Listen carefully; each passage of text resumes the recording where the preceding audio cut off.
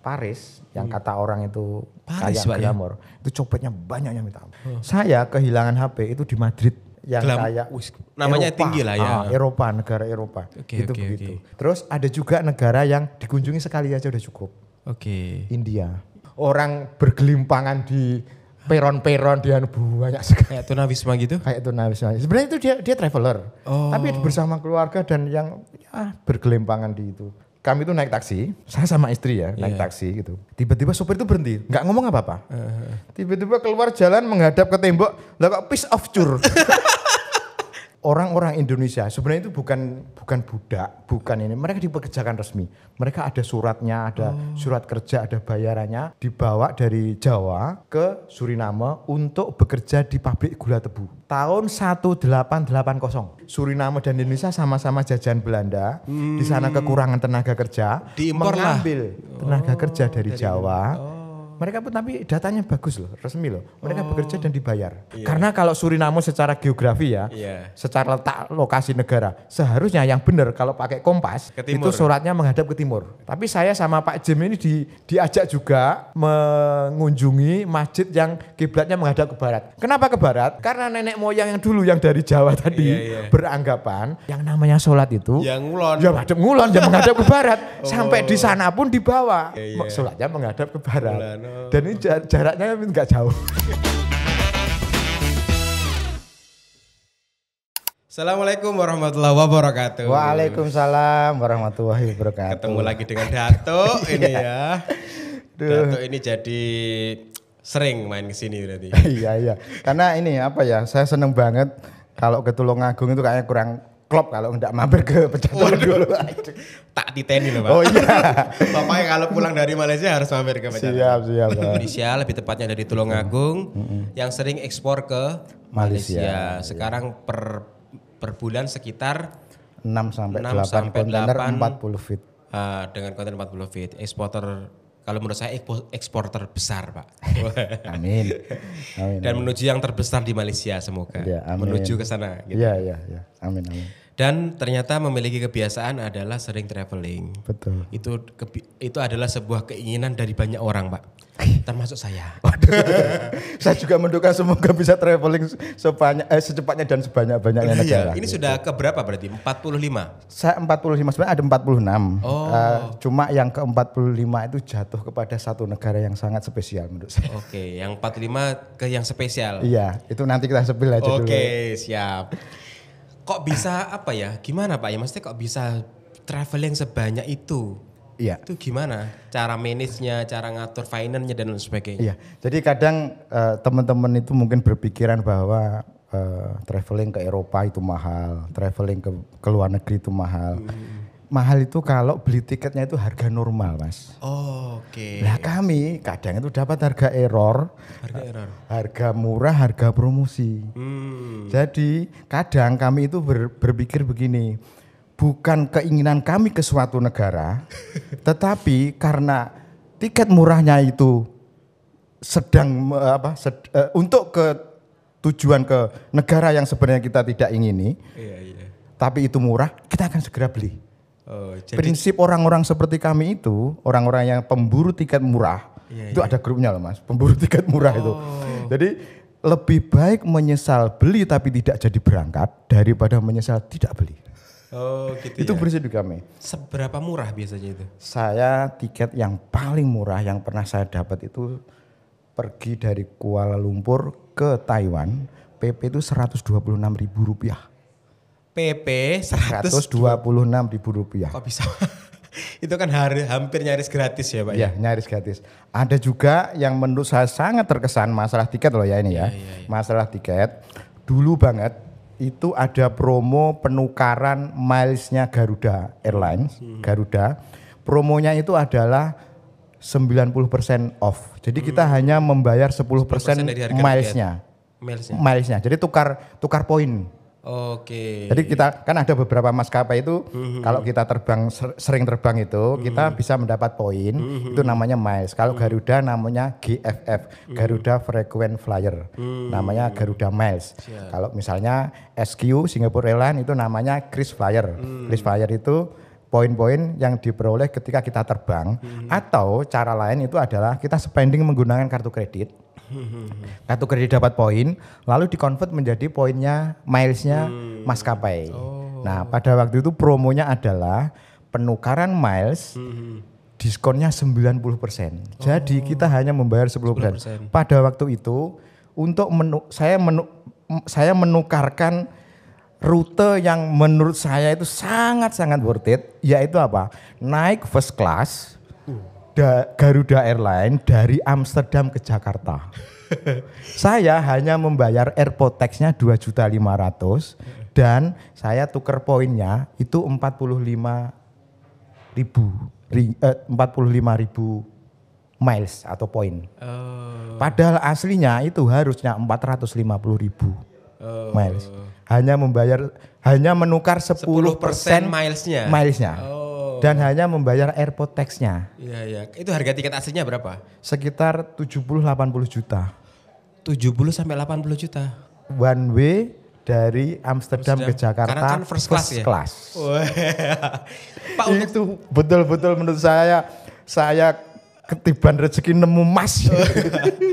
Teman-teman saya banyak yang seperti itu yang dapat pada waktu itu. Itu lama banget, tapi itu sangat terkesan. Nah, maksudku gini, dapat info-info seperti itu di mana? Kami ada grup-grup WA-nya, ada grup Facebook-nya, seperti ada namanya PTP, pemburu tiket promo. Terus ada grup WA yang mana itu sering juga nge-share tiket-tiket murah, mana yang lagi promo seperti itu. Nah, pernah juga dari share-sharean grup ini, saya umroh mandiri, itu di tahun 2014 kalau tidak salah.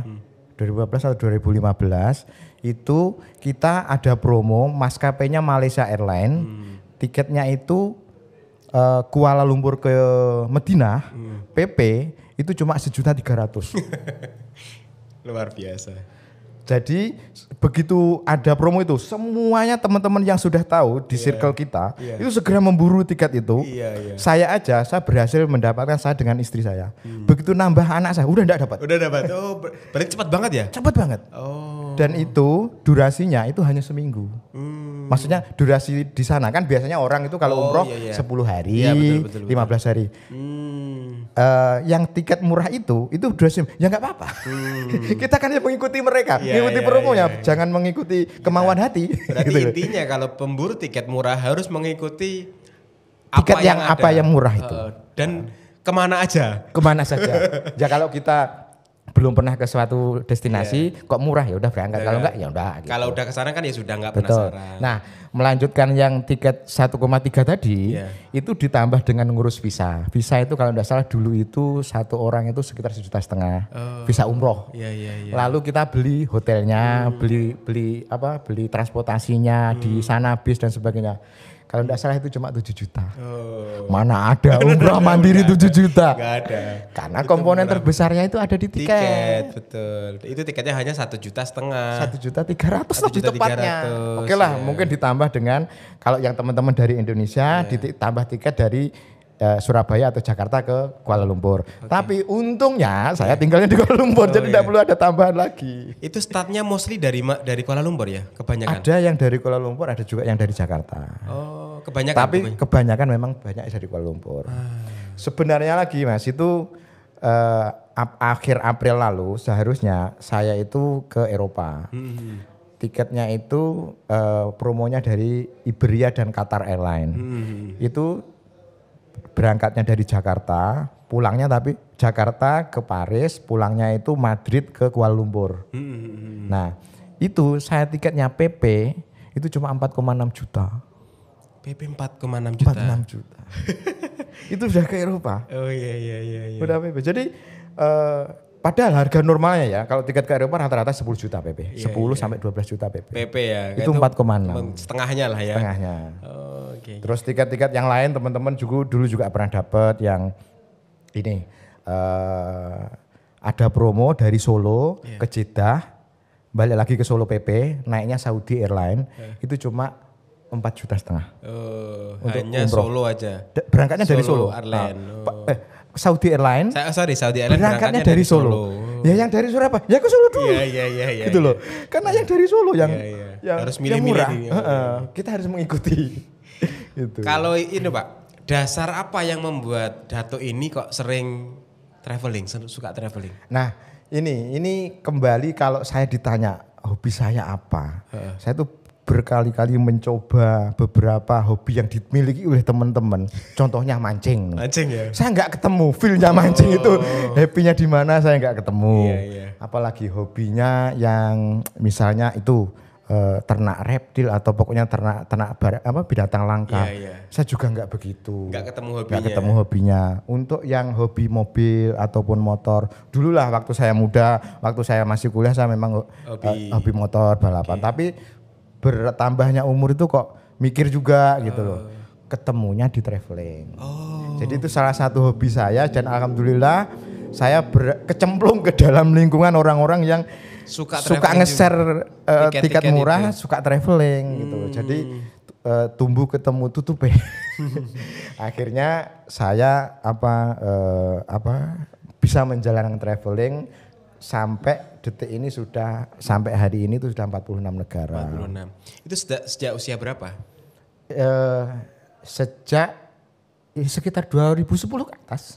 2010 itu kalau Dato usia berapa? Boleh tahu? Kelahiran 78 ini berapa? Saiki piro ya? 2010 kalau ke 2000 kan 22 ditambah 2010. Oh 32. 32. Kalau sekarang berarti sekarang 47. Oh, tapi kelihatan muda lah. Alhamdulillah. Karena mungkin kebanyakan traveling. Ya. Terus ini satu goal saya, Mas. Oke, satu goalnya apa? Saya harus mengunjungi 50 negara sebelum umur saya 50. Oh. Tapi kan kurangnya cuma 4 insya Allah lah. 3 tahun lagi masa 4 negara enggak nambah. Kenapa kok ada goal seperti itu? Ya untuk ini aja, untuk men-challenge diri sendiri aja. Karena teman-teman saya itu ada beberapa teman baik saya itu sudah 50 lebih. Ada yang sudah 60 negara gitu. Tapi ada juga yang masih 20, 30. Tapi saya targetkan diri saya untuk 50 lah. Nah, kebetulan juga sebenarnya kemarin dalam trip saya ke yang terakhir itu saya trip itu di bulan Januari sampai awal Februari itu saya ke Amerika. Sebenarnya itu saya mau juga melipir ke Meksiko sama Kanada. Saya udah punya visa, tetapi kayaknya harus ditunda dulu menunggu timnas Indonesia lolos Piala Dunia. Jadi saya harus ke Meksiko, Amerika sama Kanada nonton timnas Indonesia. Semoga lolos ya. Semoga lolos. Harapan besarnya lolos. Paling tidak nanti bisa tambah Meksiko sama Kanada. Iya. Nah, biasanya kalau seorang traveler atau orang yang suka traveling itu ketika mengunjungi sebuah negara, apa yang dia lakukan, Mbak? Nah, biasanya orang-orang itu kan perginya ke tempat-tempat yang mainstream. Mainstream contohnya kalau ke Paris ya kemana Eiffel kayak gitu.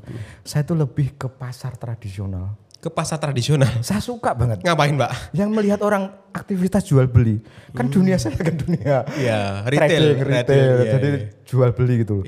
Jadi kalau nyampe ke suatu kota di suatu negara, saya selalu nyari central market gitu. Pokoknya atau bisa jadi pasar buahnya atau pasar basahnya pokoknya gitu. Karena pasar saya senang banget pasar tradisional yang saya cari. Lalu lalangnya orang, saya cuma nongkrong duduk sambil mungkin cari makanan setempat gitu. Jadi itu salah satu kesenangan saya. Terus lagi begini, ini hampir menyambung dengan pertanyaan yang sebelumnya. Selain tiket kan berikutnya itu adalah penginapan. Akomodasi penginapan. Nah, saya kan ada suatu saat di mana saya traveling sendiri, saya kadang bersama keluarga. Nah, kalau saya traveling sendiri, itu traveling saya tipenya mudah dan murah. Oke. Mudahnya apa? Saya itu bisa tidur di mana aja. Saya kadang juga sudah sering, kita ada komunitas namanya Couchsurfing. Couchsurfing itu komunitasnya para traveler backpacker seperti itu. Saya pernah rumah saya di Malaysia dan di Indonesia itu nge-host itu menerima tamu teman-teman dari luar negeri untuk tidur di rumah kita. Yang di Malaysia? Di Malaysia dan di Indonesia. Jadi itu komunitas Couchsurfing itu seperti itu. Saya biasanya kalau mau ndak mau kalau mau tidur di masyarakat sekitar negara yang dituju, saya biasanya menghubungi teman-teman couchsurfing. Oh. Saya mau ke negaramu. Jadi saling membantu gitu saling ya, membantu. saling jadi nanti, memberi tumpangan dan menumpang. Betul. Jadi kalau nanti itu tidur di rumahnya masyarakat, itu kan feel-nya kena, dapat. Tapi itu tidak bisa kita lakukan kalau saya ngajak keluarga. Kalau saya sedang sendiri, itu saya mau bisa seperti itu. Atau saya nginapnya di dormitory. Dormitory itu hostel yang kadang satu kamar itu dipannya susun, kadang ada yang berempat, berlima, bersepuluh pun saya pernah. Saya waktu ke Los Angeles itu pun juga berdelapan itu. Ya cukup, enggak apa-apa. Toh kita itu akan kalau traveling seharian kan jalan. Iya. Pulang-pulang nyampe di hotel ya capek, tidur udah. Ya.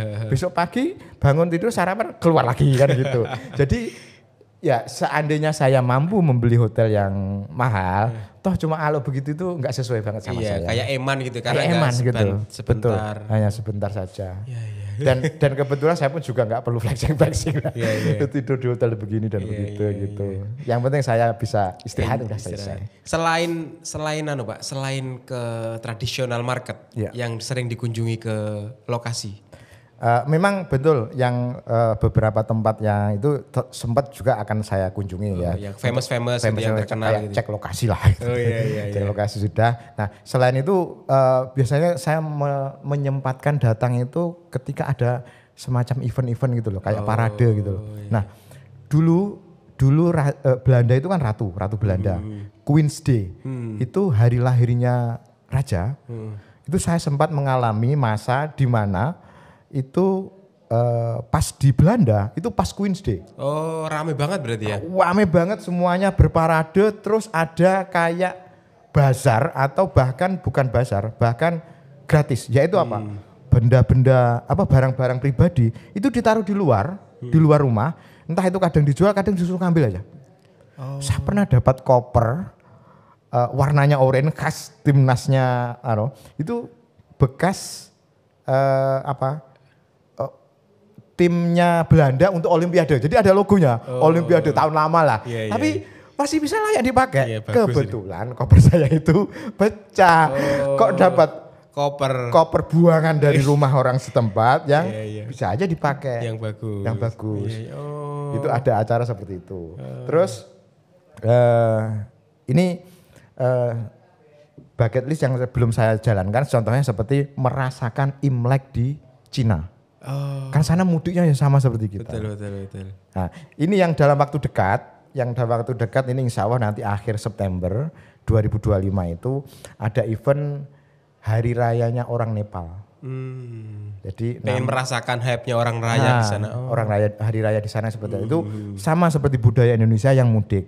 Insya Allah saya akan ke sana. Kebetulan saya punya best friend. Itu dulu classmate teman sekelas saya di Malaysia itu orang Nepal.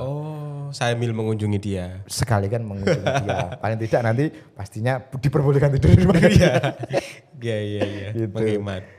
Nah, di antara negara-negara itu mana yang paling spesial yang pernah Datuk yang masih teringat dan spesial banget gitu. Oke. Kalau ngomong ini saya ingin kembali lagi ke Jepang, Mas. Ke Jepang ya? Ya, kenapa? Karena bersih, teratur. Tapi ingat, Jepang ini cocoknya untuk dikunjungi. Tapi kalau untuk bekerja tempat tinggal itu mereka ininya terlalu tinggi. Ritmenya itu terlalu tinggi dan udah manusia udah kayak mesin lah intinya gitu. Jadi bekerja, terus sampai larut malam itu dialami oleh teman saya yang orang Malaysia. Orang Jepang sendiri itu banyak yang seperti itu. Kalau dikunjungi asik. Karena melihat tempat-tempatnya bersih, teratur, rapi, dan kejujurannya minta ampun. Kita itu kehilangan apapun itu kadang bisa balik. Gitu ya. Kalau hilang berarti orang asing yang ngambil. Bukan orang Jepang. Orang Jepang. Ketinggalan apapun di kereta itu nanti akan ada lost and found-nya. Di setiap stasiun itu. Maksudnya dihubungin gitu? Biasanya dihubungi atau kita yang aktif nyari. Nyari. Kita lewat jalur mana tadi, berarti apakah ada barang saya yang ketinggal ini nih, biasanya masih ketemu gitu. Nah itu yang seandainya ini ingin kembali dikunjungi lagi. Terus ada juga negara yang dikunjungi sekali aja udah cukup. India? Iya. Kenapa Pak? Termasuk istri saya pun juga nggak mau kembali. Gitu. Kenapa? Banyak. Ya itu tadi sapi di jalan itu memang berkeliaran banyak. Jadi suara klakson mobil, masalah ya banyak yang di media-media sosial itu. Bener itu berarti bener, ya? Ada benernya. Jadi kami begitu mendarat di bandar udara internasional di New Delhi, itu kan naik LRT, kereta bandara gitu. Begitu nyampe di pusat kayak di stasiun pusat kotanya, keluar udah langsung 360 derajat berbeda. Oh, itu kan datangnya saya waktu malam hari. Iya. Orang bergelimpangan di peron-peron, dia banyak sekali. Kayak tunawisma gitu? Kayak tunawisma. Sebenarnya itu dia traveler, tapi bersama keluarga dan yang bergelimpangan di itu malam-malam. Jadi dia menghemat penginapan untuk menunggu kereta berikutnya atau bagaimana gitu. Iya. Dan mohon maaf baunya pesing. Bau apa Pak berarti Pak? Pesing ya? Iya. Dan ada cerita lucu juga. Kami itu naik taksi, saya sama istri ya naik taksi gitu. Tiba-tiba sopir itu berhenti, nggak ngomong apa-apa. Tiba-tiba keluar jalan menghadap ke tembok, lah kok piece of cure. Piece of cure. Dengan santainya, tidak permisi, kita di dalam itu ada istri saya. Santai gitu aja. Itu menghadap tembok. Iya. Tapi kan santainya gitu. Iya. Piece of cure tanpa basa-basi. Saya teringat kata-kata piece of cure itu jarang. Sudah kata-kata yang sudah lama saya tidak dengar gitu dan didengar dari data. Piece of cure. Piece of cure itu kencing teman-teman. Kencing. Oke, itu yang tidak ingin kembali lagi. Terus sebenarnya ada juga saya yang pengen dan saya sudah ini salah satu contoh lagi kenapa kita itu kalau ada tiket murah itu selalu kita ambil Itu saya pernah ada rencana November 2023 saya sudah punya tiket. Seharusnya saya itu pergi ke Reykjavik itu Iceland, di mana kita bisa melihat aurora. Aurora itu langit yang berwarna hijau gitu. Itu hunting aurora itu kan belum tentu dapat juga. Nah, saya sudah siapkan semuanya. Tiketnya itu kebetulan promo 6 juta itu PP menggunakan maskapai Singapore Airlines. Itu ke Belanda, terus dari Belanda nanti tambah ke Reykjavik, Iceland itu sekitar 4 juta. Pokoknya total itu sekitar 12 juta. Nah, rupanya masalahnya adalah visa saya keluarnya telat sehari setelah saya seharusnya berangkat. Jadi nggak bisa. Karena visanya telat. Terus akhirnya kita telepon ke maskapai untuk reisu tiket lagi, bayarnya 10 juta. Ya sudah, saya sampai sekarang nggak jadi ke Iceland. Terus itu yang sudah kita beli, kita prepare tapi nggak jadi. Seperti itu. Nah, ada satu negara lagi yang dari dulu saya mimpikan untuk datengin. Dimimpikan atau didatengin? Pengen banget gitu? Pengen banget itu. Ini negaranya jauh banget, antah berantah. Saya pengen ini. Namanya Suriname. Wih, seperti kaos saya Pak. ini. Karena kaos ini adalah pemberiannya oleh dari Suriname. Itu juga. Ini Suriname. Oke. Jadi di tengah ini ada tulisan Paramaribo. Ini adalah ibu kotanya Suriname. Kenapa? Ada apa dengan Suriname? Kenapa kok dimimpikan dan bahkan mengkampanyekan Suriname? Boleh jadi kita kan hari ini kan? Sampai pakai kaos pakai kaos Suriname lagi. Dengan benderanya ditunjukkan. Mungkin teman-teman kan belum pernah tahu benderanya Suriname. Ini adalah bukan di sana ini ya? Bukan. Bukan Cina itu.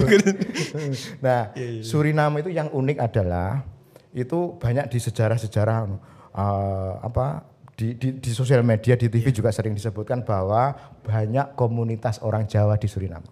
Itu yang menarik saya untuk kunjungi ke sana.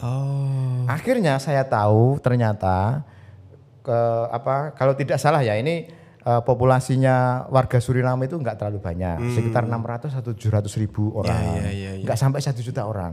Memang begitu kita nyampe sana itu kayak Indonesia di zaman tahun 80-an masih sepi.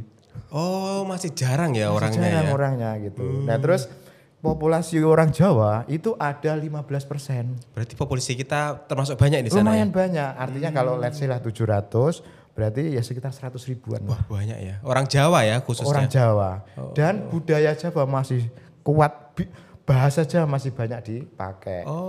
Mohon maaf ini, almarhum Didi Kempot, terkenalnya minta ampun di sana. Di sana? Sering kali diundang di sana, bahkan sebelum meninggal itu tampil di sana, akhirnya meninggal, itu sempat berkabung. Hari berkabungnya atas meninggalnya Didi Kempot orang Suriname. Oh gitu ya, saking budaya Jawanya kuat banget ya? Iya, budaya Jawanya kuat banget. Nah ini saya cerita dulu, kenapa bisa melipir ke sana. Kenapa ini, kenapa? Jadi ceritanya itu di Januari, kan tanggal 20 Januari itu adalah hari pelantikannya Donald Trump.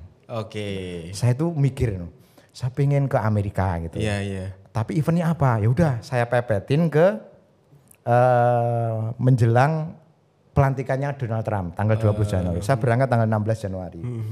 Lalu saya ingat di podcast tayangannya liputannya Pecah Telur sebelumnya, di Amerika kan ada Chef Danco, Chef Ricky Bobby. Iya. Itu orang kita juga, orang sini, orang Tulungagung. Oh iya, kan orang Tulungagung juga. Tetangga kita juga. Iya, sama orang Tulungagung. Iya. Saya kontak beliau. Waktu itu kalau nggak salah minta kontak ya? Iya, saya minta kontaknya ke Pak Agung, terus akhirnya berarti ya? Itu berguna, akhirnya kita kontak, kita hubungi, lalu kita datang di awal sebelum pelantikan tanggal 16 itu kita datang dulu ke Chef Danco. Disambut sama beliau? Sambut, bahkan beliau sangat exciting banget karena kita sama-sama pernah jadi narasumber di Pecah Telur, sama-sama dari Tulungagung. Terus memang sama-sama menjadi semacam ikonnya orang Tulungagung yang di luar negeri gitu. Iya, kalau jenengan ada di Malaysia, beliau di Amerika. Betul. Jadi saya dikenal juga oleh orang-orang Indonesia di Malaysia, beliau pun juga begitu sebaliknya di Amerika gitu. Nah, sampailah saya landingnya di Amerika itu di New York. Lalu saya terbang ke namanya Bandara Charleston, itu di wilayah West Virginia, negara bagian Virginia, di mana Chef Danco berada. Namanya kotanya itu Summerville. Summerville itu di dekatnya bandara terdekatnya adalah Charleston itu. Akhirnya beliau sampai bikin ini live YouTube. Kedatangan saya Dato. akan menjemput teman sesama Tulungagung, Dato dari Malaysia. Iya. Nah, akhirnya dijemput sampai ke restorannya, namanya Benji Restoran. Itu ada restoran Jepang milik beliau. Nah ini saya sampai karena itu tadi kita itu kalau laki-laki dan saya sendiri gitu ya, mudah dan murah. Akhirnya kami menginap di salah satu asrama tempat pekerja-pekerjanya Chef Danco. Jadi Om tidur sini aja, ini nggak apa-apa, kita ini biasa aja kan begitu. Nah kebetulan rupanya Chef Danco ini memang juga merencanakan mau hadir ke pelantikannya Trump di tanggal 20. Jadi akhirnya kita sepakat, ya udah kita berangkat bareng-bareng ke Washington DC untuk melihat pelantikan. Nasib buruknya tanggal 19 pagi ada berita cuaca buruk di Washington minus 20 derajat. Dan acara outdoor ditiadakan. Aduh, nggak jadi. Akhirnya nggak jadi. Nah, terus akhirnya apa? Saya tetap ke Washington DC. Tetapi tidak mendatangi ke acara pelantikan itu. Nah, akhirnya ini kan sudah saya rencanakan tuh jadwal saya. Saya sudah terbang ke Washington DC. Sendirian berarti ya? Saya sendirian. Terus akhirnya gini. Lah terus di Washington DC ngapain gitu. Akhirnya saya cari-cari tiket. Oh iya, saya kan punya daftar negara impian ke Suriname. Dekat gitu ya? Mumpung sudah ada di US, di Amerika. Lah Suriname itu kan terletak di Amerika Latin, di Amerika Selatan. Dan itu berbatasan dengan Brasil, sebelahnya itu Guyana, sebelahnya lagi French Guiana. Nah dekat juga dengan Kolombia dan sebagainya gitu. Nah dari situ akhirnya saya di saat itu langsung saya browsing tiket, nyari dapet lah yang ke Suriname, ke ibu kotanya namanya ini tadi Paramaribo. Nah semurah-murahnya ini sudah nyampe di US loh ya. Tiketnya PP itu kok ya 12 juta sendiri. Itu lebih mahal daripada tiket saya dari Kuala Lumpur ke Amerika. USA. Karena saya tahu Saya ke Kuala Lumpur, saya dari Kuala Lumpur ke Amerika itu. Saya cuma membayar sekitar 3 juta. Itu Karena PP saya atau P? PP. Oh, PP 3 juta. Karena saya tuker enggak sampai sekitar 2 juta. Karena saya tuker milesnya Singapore Airlines. Saya kan punya poin-poin dari kartu kredit gitu, saya pindahkan ke milesnya Singapore Airlines. Itu saya tukarkan tiket bisnis dan saya hanya membayar sekitar 1 juta sekian. Terus pulangnya dari sana dari New York ke Kuala Lumpur itu bayarnya murah banget, cuma berapa dolar gitu, sekitar $10 atau berapa? $10 gitu. Murah banget. Jadi total itu sekitar nggak sampai 2 juta kayak gitu. Nah itu tapi tuker miles dan tahu nggak, saya naik bisnis kelas. Karena ala-ala jauh kan itu. Jadi betul-betul kursinya istirahat, bisa flat bed, bisa lurus gitu saya istirahat. Oke, balik lagi ke situ ke ini. Tapi itu mahal ya, 12 juta loh termasuk. Itu jauh nggak dari Washington DC tadi? Kalau perjalanan, kalau dari Washington kemarin kebetulan juga ini saya sengaja untuk berangkat ke Paramaribo, saya ambil yang transit di Panama. Kenapa Panama? Termasuk juga salah satu yang menurut saya harus saya kunjungi yaitu apa? Terusan Panama. Iya, terkenal sekali itu. Iya kan, jadi di situ kan ada banyak kapal-kapal yang lalu lalang dan itu ada kontainer, ada juga kapal pesiar yang melewati situ yang airnya naik turun gitu, leveling. Berarti udah lihat itu Pak ya? Saya datang ke situ emang sengaja ke situ. Gitu. Terus transit semalam, di situ saya ke terusan Panama. Nah, jadi Panama ini negara ke-44. Oke, saya lanjut nyampe ke Paramaribo, negara yang ke-45. Jadi di Suriname itu ada yang jemput saya. Itu dulu itu orang Indonesia tapi warga negaranya Belanda. Tapi tinggalnya di Suriname. Namanya itu David bin Karso. Kalau lihat binnya kayaknya saya nggak asing sih. Iya. Bin Karso. Kayaknya orang-orang Jawa. Iya pasti. Jadi disambut di situ kebetulan beliau itu ustadz, jadi sudah tinggal lama di Suriname. Dulu pernah kerja di kedutaan KBRI di Belanda gitu. Jadi ada teman saya yang kontak-kontak yang bisa nyambungkan beliau ke saya. Ini dijemput di bandara. Itu David bin Karso. Cerita pertama. Cerita yang kedua, orang Jawanya lagi ini ya. Saya kan check in di hotel nih. Check in di hotel. Saya check innya itu siang gitu. Tiba-tiba malam itu sekitar jam 1 atau jam 2. Kan di Indonesia atau di Malaysia kan siang. Jadi saya ditelepon oleh istri saya atau anak saya pada waktu itu. Saya kan keluar di lorong gitu kan. Tiba-tiba ada laki-laki yang datang loh. Kamu wong Indonesia yo gitu. Saya kan kaget ini. Di tengah malam, jam kok menakutkan tiba-tiba ada orang, kamu orang Indonesia ya? Rupanya dia pekerja shift malam jaga di hotel itu. Taunya karena di grup WA-nya hotel, saya check-in kan menggunakan paspor. Itu di-share di grup WA.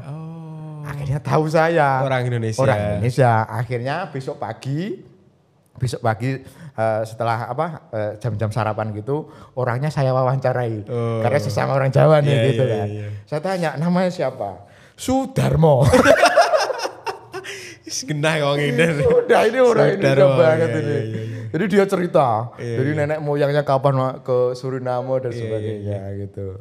Kalau kenapa kok di sana banyak orang Indonesia itu ada sejarahnya nggak di situ? Jadi dulu waktu ini tahun tepatnya, akhirnya kami setelah keliling ke beberapa tempat, orang-orang Indonesia sebenarnya itu bukan budak, bukan ini, mereka dipekerjakan resmi, mereka ada suratnya, ada surat kerja, ada bayarannya, dibawa dari Jawa ke Suriname untuk bekerja di pabrik gula tebu. Tahun 1880. 18 udah jauh sekali ya. Jauh sekali. Jadi zaman Belanda itu ya berarti. Zaman Belanda. Jadi Suriname dan Indonesia sama-sama jajahan Belanda. Di sana kekurangan tenaga kerja, mengambil tenaga kerja dari Jawa.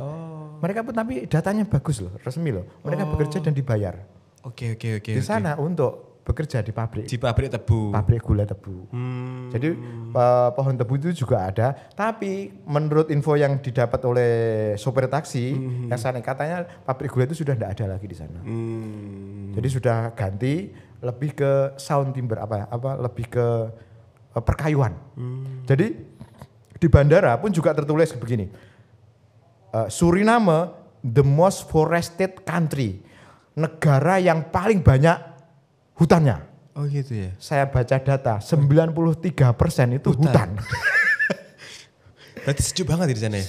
Sejuk dan apa? Kalau panasnya hawanya seperti di Indonesia, karena dekat juga dengan ekuator. Iya. Itu. Terus itu tadi ya. Jadi begitu saya wawancarai pas Sudarmo tadi, itu cerita bahwa neneknya dulu masuk dan bapaknya segala macam. Terus saya tanya, tahu enggak asalnya dari mana? Tahu, tapi belum pernah ke Indonesia. Oh. Nah itu kan di malam, di hari Jumat pagi. Yeah. Nah di Kamis sore yang datang itu. Sebelumnya berarti? Sebelumnya, yang setelah saya check in, saya itu kontak lagi.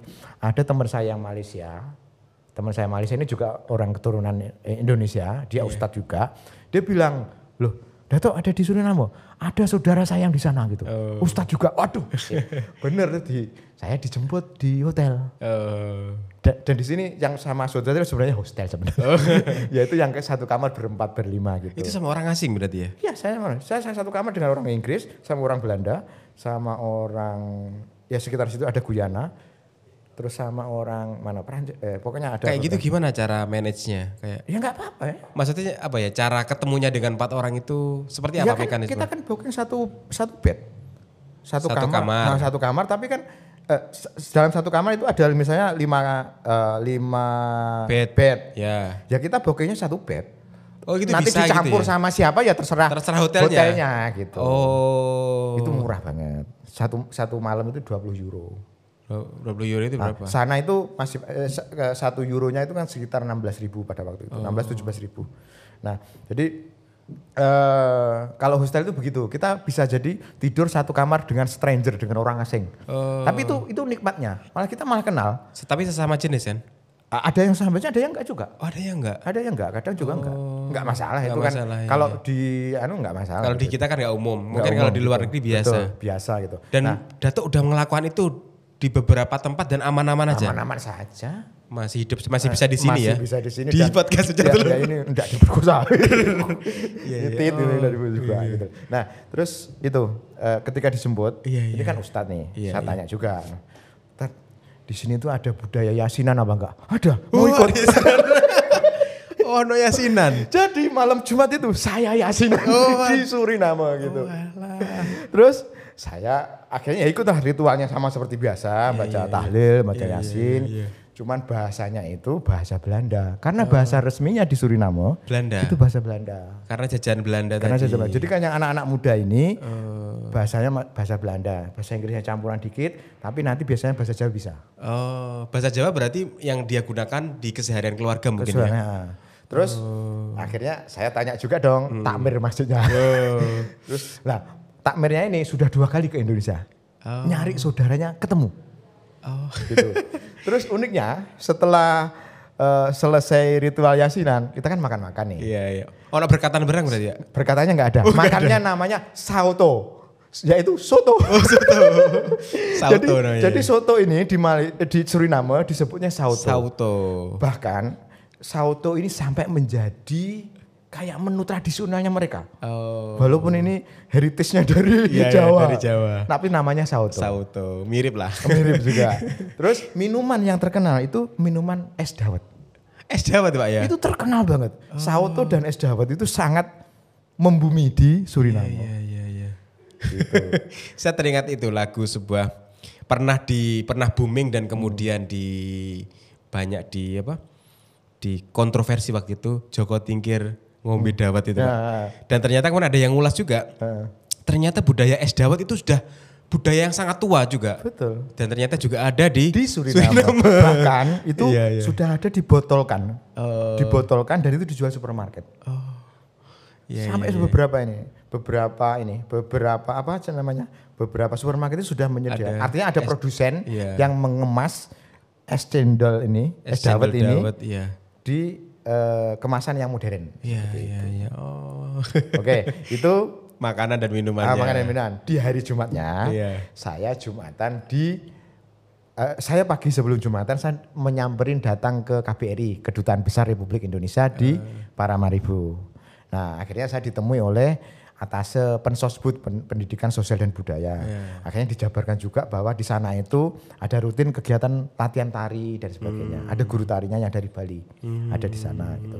Nah terus ada orang KBRI tanya, Mas betulan di sini tuh hanya 3 hari? 3 hari. Iya betulan di sini tuh hanya untuk jalan-jalan. Iya kenapa? Nggak pernah ada orang Indonesia yang wisata ke Suriname, nggak ada orang yang cuma 3 hari gitu loh. Karena kenapa? Mahal. Kalau berangkat dari Indonesia, tiketnya aja itu sudah 25-30 juta. PP. Ya, beliau yang dari pihak KBRI ini, namanya ada Pak Hamid, ada Bu Sofi. Katanya keluarganya pun kalau ke sana pun ya juga segitu. Jadi untuk melihat sesuatu yang tidak menurut mungkin beberapa orang tidak menarik, ya kan tidak ada yang terkenal juga kan di Suriname. Apa yang kemudian kita ingat dari Suriname kan nggak ada kayak tempat yang indah atau apa kan biasa aja. Terus, ya. Setelah ditelusuri di sana itu banyak sekali nanti bisa di Google Map Suriname nanti dipecah-pecah gitu. Ada desa-desa yang namanya Sukoharjo. Oh iya dah, mirip sini ya. Pokoknya semuanya mirip sini, mirip banget. Terus kalau sudah nyampe sana diklik warung gitu loh, nanti akan keluar. Saya ada namanya Warung Resa, saya datangi juga. Menunya ya bakso, sauto tadi gitu, pasti ada. Banyak sekali. Kalau agama di sana kebanyakan apa? Kristen. Untuk yang masyarakat lokal. Yang masyarakat umum. Nah, terus di sana itu ada etnis namanya Amerika Latin ya. Kan memang daerah sana ya. Amerika Latin ada, yang keturunan Afrika pun juga ada, keturunan India pun juga ada. Nah, yang Jawa ini tadi 15%. Oh ya, 15% ini sampai di sana itu ada partai politik Jawa. Itu namanya Percaya Luhur. Percaya Luhur. Nama partai politik Percaya Luhur. Sampai mendudukkan salah satu kadernya itu menjadi Menteri Pemuda atau Menteri Kesehatan. Saya nggak ingat pastinya. Sampai menjadi setingkat menteri. Patut bangga ya kita ya. Patut bangga. Ada yang sampai jadi menteri lah gitu loh, keturunan Jawa. Yang dulunya diimpor gara-gara menjadi pekerja tebu, sekarang sudah bertransformasi sampai ada yang jadi menteri. Menjadi menteri. Oh, dan diterima ya? Dan terima. Ya karena populasinya banyak. Populasinya banyak. Ya, yang nyoblos kan ya juga sesama orang Jawa gitu. Dan akhirnya saya juga baru tahu bahwa di sana itu partai politik bukan hanya itu aja, tapi ada beberapa gitu. Nah itu kan di hari Jumat ke KBRI. Siangnya saya sholat Jumat di masjid sekitar KBRI. Jadi yang di situ bahasanya 2, bahasa Belanda sama bahasa Indonesia karena orang Indonesia karena dekatnya KBRI. Oh alah iya. Dan yang datang itu ternyata ada stafnya Petronas Malaysia. Petronas itu kan perusahaan kayak Pertamina. Malaysia kan. Karena apa? Sedang ada pengeboran di sana. Jadi di masjid itu rupanya menjadi tempat jujukannya orang-orang Malaysia juga. Oke lanjut kan, ini sorenya Jumat sore. Saya oleh KBRI ini karena saya cerita background saya dan sebagainya, saya dikenalkan dengan pengusaha Suriname. Namanya Pak James. James tapi belakangnya pun nama Jawa. Oh, James siapa itu? Saya kurang agak susah. James Riyadi. Pokoknya James Slamet. Dia ini medical dokter, jadi seorang dokter. Bisnisnya itu segala yang related, ada punya rumah sakit, klinik, lab, pasokan alat-alat kesehatan dan sebagainya. Yang paling unik lagi, dia punya kayak sebut kayak kampung coklat gitu, tapi namanya Klevia Park. Klevia Park itu nama daerah, namanya Klevia. Jadi di situ itu ada homestay-nya, ada peternakannya, ada tempat madunya, ada kambingnya, ada sapinya, pokoknya lengkap. Kalau sekarang terpadu gitu ya, pertanian terpadu. Nah itu Pak James ini ternyata tokoh nasional. Beliau ini ternyata anaknya Duta Besar Suriname pertama di Jakarta. Jadi pernah hidup di Jakarta. Ketika bapaknya jadi Duta Besar Suriname yang pertama di Jakarta. Nah terus makanya bisnisnya pun juga banyak. Terus sampailah saya diajak keluar makan dan sebagainya. Saya diajak keliling ke daerah Klevia tadi. Uniknya di Klevia ini saya ditunjukin masjid yang kiblatnya ada 2. Ada masjid berbeda yang kiblatnya satu itu menghadap ke timur. Karena kalau Suriname secara geografi ya, secara letak lokasi negara, seharusnya yang benar kalau pakai kompas itu sholatnya menghadap ke timur. Tapi saya sama Pak Jim ini diajak juga mengunjungi masjid yang kiblatnya menghadap ke barat. Kenapa ke barat? Karena nenek moyang yang dulu yang dari Jawa tadi beranggapan yang namanya sholat itu yang ngulon. Ya menghadap ngulon, ya menghadap ke barat. Sampai di sana pun dibawa. Iya. Sholatnya menghadap ke barat. Dan ini jaraknya enggak jauh. Jadi saya sempat beberapa ngambil ngetik video, ini loh masjid yang menghadap ke timur, ini yang menghadap ke barat. Saya diantar oleh Pak James tadi. Gitu. Jadi ceritanya uniknya itu seperti itu. Nah, terus ini saya diinformasikan juga bahwa rupanya itu banyak dai-dai yang dari Indonesia yang berdakwah ke sana. Jadi dikasih pesan kalau berdakwah di masjid yang menghadap ke barat, jangan sekali-sekali menyinggung masalah keyakinan kiblat. Nggak bisa disinggung. Ya jangan disinggung, nanti geger. Wong ini namanya keyakinan kok. Silahkan ngomong dengan topik yang lain. Tapi jangan menyinggung yang itu. Saru.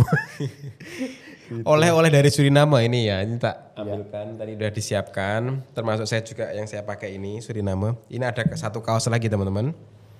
Ini dari Suriname. Apa tulisannya? Welcome.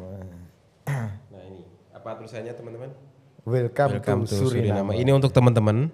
Jadi dari Dato ini, syaratnya bagaimana Dato? Gini, bisa dicek di IG saya, IG saya @datuk_diraja_dimyani.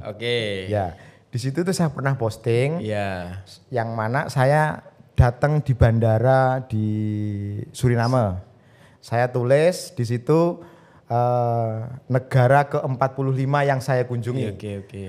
Bahasa Inggrisnya the 45th countries visited gitu. Keterangannya, captionnya saya tulis bahwa ini negara ke-45. Nah, kalau teman-teman pengen mendapatkan salah satu kaos yang ada tulisannya Welcome to Suriname, tolong follow saya dan komen di postingan tersebut. Ini postingannya sudah agak lama. Ini kata clue-nya seperti itu karena ini saya perjalanannya ke sana itu akhir Januari. Terus milihnya gimana nanti? Nanti akan saya acak di situ. Yang beruntung akan kita kirim kaosnya. Kaos ini ya, Itu ya teman-teman, silahkan kalau menghendaki kaos ini, follow IG-nya Dato dan komen, cari postingan itu dan komen di situ. Komen mau kaosnya. Ya, dari pecah telur gitu. Dari pecah telur. Gitu. Ada hal lain lagi dari Suriname? Saya rasa itu sudah cukup karena sangat menarik. Tetapi yang paling penting ternyata negara Suriname itu memang negara yang mungkin agak di belakangnya kita gitu. Jadi artinya kita kalau ke negara maju kita belajar sesuatu yang baru. Kalau ke negara yang lebih terbelakang dari Indonesia, ya kita bersyukur. Oh gitu ya. Itu yang kita dapat dari traveling. Kita makanya nggak milih-milih, nggak semuanya harus negara maju. Itu jadi negaranya agak terbelakang. Terbelakang ya. Iya betul. Dan termasuk ya mohon maaf lah diceritai oleh driver taksi pun katanya korupsi tinggi, baik politik maupun aparat di jalan itu pun juga tinggi. Seperti itu. Katanya sih. Karena banyak orang kita juga karena mungkin ya. Semoga enggak bukan dari kita. Semoga dari kita. Memang dari sana aja. Tadi bercanda teman-teman, nanti saya nanti disomasi sama kedutaan nanti. bercanda. Oh, jadi kalau ke negara kayak lebih terbelakang dari kita itu apa enggak enaknya, Pak? Ya itu tadi kita kadang keterbatasan transportasi gitu. Jadi kalau di negara maju kan mudah fasilitas sekali, publik itu angkutan umum itu kan bagus dan terintegrasi baik sekali. Ini nggak ada. Jadi kita mau kemana-mana memang harus taksi. Tetapi kalau kembali lagi ke saya yang tadi yang saya sebutkan, saya itu mudah dan murah. Saya cukup menyewa sepeda. Oh gitu ya, sepedaan? Iya, saya di sana sepeda pancal. Oh ya, sebentar. Ini ada yang terlewatkan. Di sana ada namanya Sana Budaya, yaitu monumen peringatan 100 tahun migrasinya orang Jawa ke Suriname. Jadi dibangun tahun 1980, artinya dari 1880 ke 1980. Pada waktu kalau tidak salah yang meresmikan pada waktunya Pak Soeharto. Udah lama berarti ya, 1980 ya. 1980. Kalau sekarang berarti udah 100 tahun lebih ya. Sudah 100 tahun lebih. Itu aja kan 100 tahunnya di 1980. 80. Sekarang udah 25. Udah banyak, udah 40 tahun. 145 tahun. Iya. Terus di dekat sana budaya ada uniknya lagi itu ada pasar tradisional yang bukanya itu hanya hari Sabtu dan Minggu. Namanya apa? Pasar Saonah. Saona. Ya. Dulu penemunya Mbah Saona. Mbah Sauna. Kalau di sini mungkin pasar template gitu ya. Pasar template betul. Tapi itu di acara Sabtu Minggu aja. Jadi di Sabtu Minggu itu ada acara-acara gebiar budayanya. Ada reok Ponorogo di situ. Ada reok Ponorogo. Ada jaranan. Ada tari-tarian. Jadi orang-orang yang dilatih di KBRI tadi itu banyak yang tampil di hari Sabtu dan Minggu di situ. Saya sempat mewawancarai penerusnya generasi namanya Pak Ferry. Pak Ferry ini sempat saya tanyain, disitulah yang dikasih tahu bahwa Didi Kempot tampil di situ udah berkali-kali. Jadi ada keterkaitan erat antara pasar Saona dengan Didi Kempot. Gitu. Berarti kalau kayak apa ya? Kalau bangunannya itu berarti ya biasa Pak ya? Bangunan biasa, banyak yang kayu, banyak yang papan. Karena juga banyak forestnya tadi ya, banyak hutannya tadi. Tropis dan masih ya mungkin hampir seperti yang di beberapa pedalaman di Kalimantan atau yang masih kayu-kayu seperti itu. Siap. Saya penasaran. Tidak ada pencakar langitnya, enggak ada. Enggak ada ya? Enggak ada. Kalau keamanan Pak, jadi maksudnya bukan hanya di Suriname aja. Kalau traveling itu keamanannya seperti apa sih? Kadang-kadang kan kalau saya mau ke negara yang belum pernah saya kunjungi, kadang-kadang worry terhadap keamanan kita. Betul. Kalau pengalamannya Dato gimana? Ya, ada beberapa tempat yang sebenarnya suspected dari awal itu rawan, gitu ada. Contohnya kayak ya Paris yang kata orang itu Paris, kayak glamor, itu copetnya banyak yang minta ampun. Paris Pak ya? Hati-hati banget. Itu betul-betul benar-benar dijaga. Saya kehilangan HP itu di Madrid. Madrid Pak ya, kan artinya kota yang sangat terkenal dan sangat yang kayak namanya Eropa, tinggi lah ya. Eropa, negara Eropa. Begitu. Nah, untuk Suriname sebenarnya keamanan itu katanya pun juga relatif enggak begitu aman katanya dari informasi kedutaan. Tapi saya berkeyakinan ya saya tawakal aja lah. Saya laki-laki dan saya tidak mencolok penampilan maupun bawaan pun saya memang selama ini saya kan memang termasuk tidak suka flexing atau memamerkan barang-barang elektroniknya gitu. Kita enggak seperti itu. Jadi alhamdulillah. Tapi saya ada pernah juga ini. Saya ke Saint Petersburg di Rusia. Kan di situ itu ada di taman kota gitu ya. Taman kota, di situ ada burung merpati. Saya kan mendekati, saya foto gitu. Rupanya ada orang datang minta uang ke saya. Katanya sudah memfoto itu propertinya dia. Saya ngacir aja. Pergi? Gak gitu dikejar? Ya sambil teriak-teriak dia.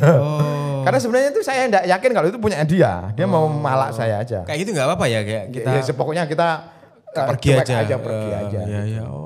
Itu di Rusia gitu. Terus mana lagi ya? Di Uzbekistan enggak ada apa-apa sih. Kayak misal kayak dengan kaitannya tadi kan dengan properti yang kita miliki. Betul. Kalau kaitannya dengan keamanan jiwa gitu. Misal kayak pernah. Ya saya rasa itu kembali karena penampakan dan ini saya itu saya kan orang yang kayak polos, saya kan enggak ada glamor-glamornya. Enggak ada glamor dan juga enggak ada niatan kayak kriminalnya gitu loh. Jadi saya itu santai gitu loh, saya sudah tawakal lah. Seperti apa maksudnya yang dikatakan biasa? Apakah kausan dengan celana yang biasa? Seperti para backpacker di negara lain itu mereka yang cuek. Gaya cuek bebek kayak gitu loh. Iya. Saya pun juga mengikuti cara seperti itu. Saya bukan yang kayak sosialita yang yang banyak berglamor. Terus foto-foto segala macam yang banyak itu saya enggak seperti itu. Jadi so far berbagai negara sampai ke 46 itu alhamdulillah enggak ada gangguan keamanan jiwa ataupun harta. Cuma ya itu tadi hilang itu pun saya yang di Madrid itu saya nggak yakin apakah jatuh atau dicopet orang. Tapi kemungkinan sih dicopet karena itu di dalam kereta. Saya menuju akan pulang dari kota Madrid ke bandara. Di perjalanan itu enggak ada. Hilang. Tiba-tiba di bandara HP dicari nggak ada. Udah nyampe bandara. Semoga nanti bisa mengunjungi 50 negara sebelum usia ke-50 seperti cita-citanya Dato. Amin. Terima kasih sudah sharing cerita-cerita menariknya selama traveling. Iya. Semoga kita juga bisa merasakan apa yang diceritakan Dato. Siap. Dan juga teman-teman yang lain yang ingin traveling semoga bisa juga dimudahkan. Berarti juga harus prepare nabungnya, prepare dan lain sebagainya. Banyak hal yang harus kita persiapkan. Betul. Terima kasih. Jangan lupa ini kaosnya juga di ini. Betul. Kaosnya tadi syaratnya adalah follow Instagramnya Dato, nanti saya tanjumkan di bawah Instagramnya. Habis itu nanti cari komenan postingan yang ada Surinamenya. Hanya satu. Hanya satu itu di situ ya. Ya, cluenya ditulisannya itu negara ke-45. Negara ke-45 yang dikunjungi. Oke. Terima kasih. Ya. Sampai jumpa di next episode Sobat Pecah Telur. Assalamualaikum warahmatullahi wabarakatuh. Waalaikumsalam warahmatullahi wabarakatuh.